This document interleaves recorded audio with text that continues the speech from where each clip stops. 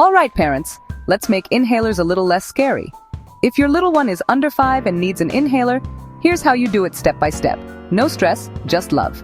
First, shake the inhaler well. You want those meds all mixed up and ready to go. Next, attach the inhaler to the spacer.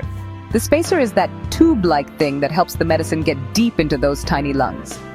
Now, if your child can't seal their lips around the mouthpiece, grab the face mask attachment for the spacer. Place it gently over their nose and mouth, making sure there are no gaps. Have your child sit up nice and straight, maybe on your lap if that helps them feel safe. Press down on the inhaler once, just one puff. Then help your child take slow, normal breaths in and out about 5 to 10 times. You can count together or sing a little song to keep them calm. If they need a second puff, wait about 30 seconds, then repeat. When you're all done, wipe your child's mouth and let them rinse with water if they used a steroid inhaler. This helps keep their mouth healthy. You did it.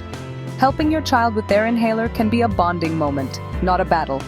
Remember, practice makes perfect, and if you have questions, your child's doctor or nurse is always there to help. You've got this, parent. Keep breathing easy.